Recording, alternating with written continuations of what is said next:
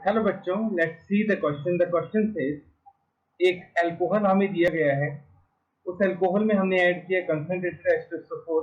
The major product is option A alkenes बनाई गई है, ऑप्शन बी में भी एल्कीन है, ऑप्शन सी में भी एल्कीन है और ऑप्शन डी में भी एल्कीन है। तो इन सभी एल्कीन में से हमारा मेजर प्रोडक्ट कौन सा होगा वो हमें बताना है। So first of all let's write down the key concept.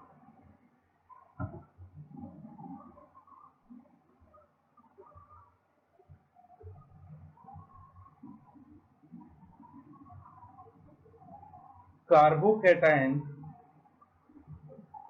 form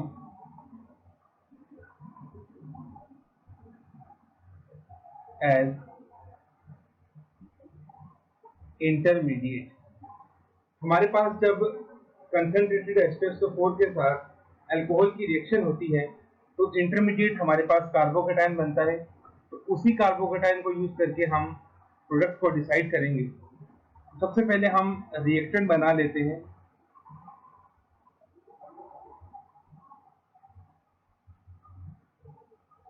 Here we having OH, यहाँ आपके पास दो CH3 हैं। कंसंट्रेटेड H2SO4 से हमें मिलता है H positive, oxygen having 2 lone pair. ये H पॉजिटिव ऑक्सीजन पे अटैक करता है। कुछ इस तरह का हमारे पास यहाँ पे कंपाउंड बन जाएगा OH2 पॉजिटिव। अब ऑक्सीजन पे वाटर बहुत अनस्टेबल होता है, ये बॉन्ड टूट जाएगा, -H2O और कुछ इस तरह का कार्बोकैटायन हमारे पास बनेगा।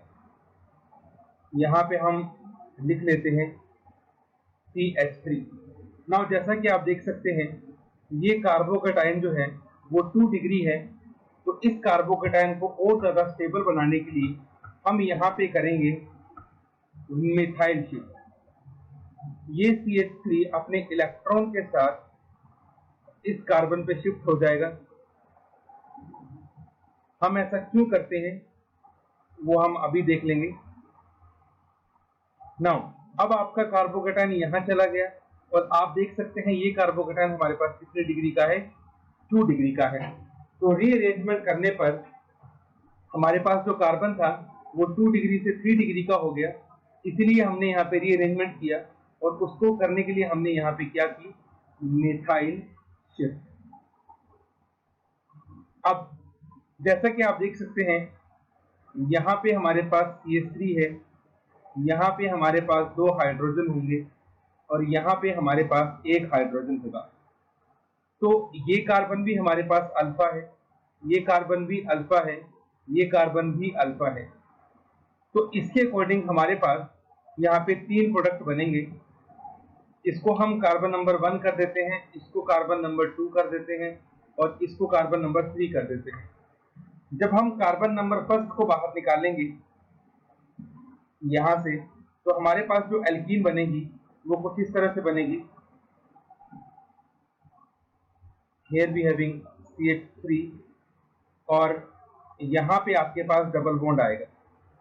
दूसरी तरफ अगर हम हाइड्रोजन नंबर 2 को यूज करते हैं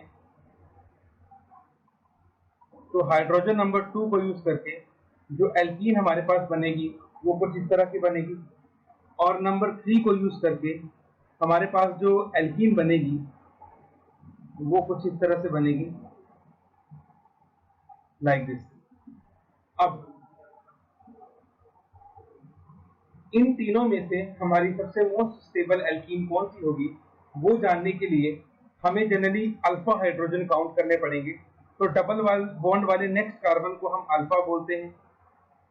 तो ये कार्बन हमारे पास अल्फा है और ये कार्बन भी हमारे पास अल्फा है। तो यहाँ पे हमारे पास टोटल 2 और 1 यहाँ पे टोटल 3 अल्फा हाइड्रोजन होंगे। इस स्ट्रक्चर में आप देखेंगे CH3, CH3, CH3 and CH2। ये कार्बन भी अल्फा, ये कार्बन भी अल्फा, ये कार्बन भी अल्फा और ये कार्बन भी अल्फा।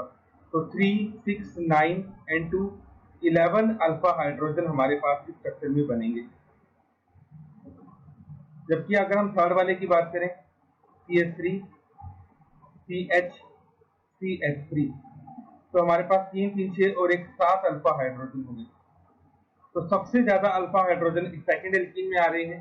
इसका मतलब ये जो सेकंड वाली एल्कीन बनेगी ये सबसे ज्यादा स्टेबल एल्कीन होगी और यही हमारी फाइनल प्रोडक्ट में बनेगी। और ये एल्कीन हमारी मैच कर रही है ऑप्शन नंबर सी के साथ।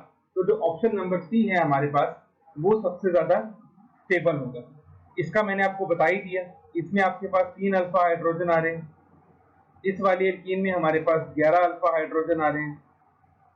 इस वाली एल्कीन में हमारे पास आएंगे 2 और 2 4 अल्फा हाइड्रोजन और इस एल्कीन में हमारे पास आएंगे 0 alpha hydrogen.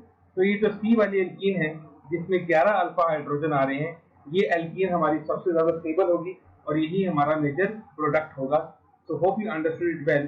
Best of luck. Thank you.